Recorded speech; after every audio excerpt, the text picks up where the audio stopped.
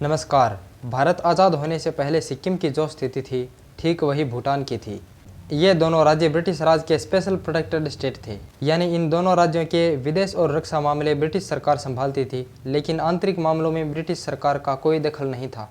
आगे चलकर सिक्किम भारत का राज्य बन गया, लेकिन भूटान एक अलग देश बन गया।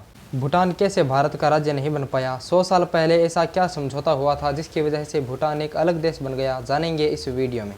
इससे संबंधित ऐतिहासिक बैकग्राउंड जानने के लिए 300 साल पीछे चलते हैं। साल 1730 में बंगाल की कूच बिहार रियासत पर मुगल फौज ने हमला कर दिया।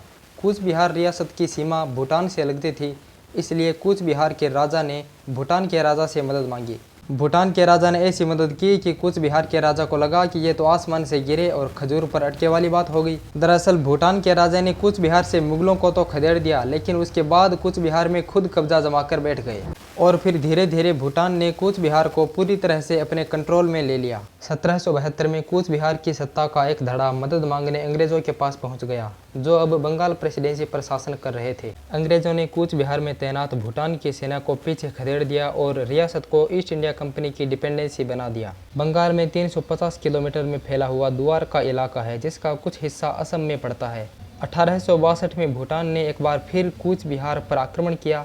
ब्रिटिश राज और भूटान के बीच जंग हुई। इस जंग के परिणाम स्वरूप एक संधि हुई, सिंचुला की संधि।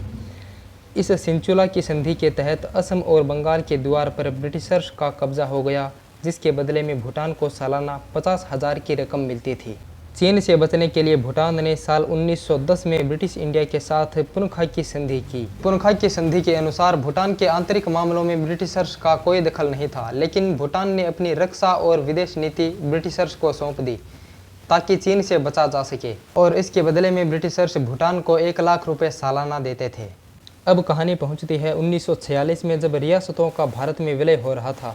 भूटान को डर था कि मौजूदा संधियों के चलते उन्हें भी बाकी रियासतों की तरह ट्रीट किया जाएगा। भूटान ने अपना पक्ष रखते हुए कहा कि वो बाकी रियासतों से अलग है। धर्म और संस्कृति के लिहाज से वो भारत के बजाय चीन से ज़्यादा नज़दीक है। भूटान ने कहा कि उन्हें बाकी राज्यों के साथ ग्रुप न किया जाए, क्योंकि 1910 की संधि के तहत उन्हें आंतरिक स्वायत्तता की गारंटी मिली हुई है।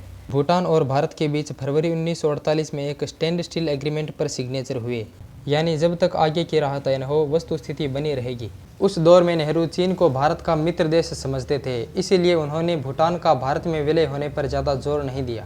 भूटान और भारत के बीच चली मीटिंग्स के बाद 9 अगस्त 1949 को भारत और भूटान के बीच एक समझौता हुआ।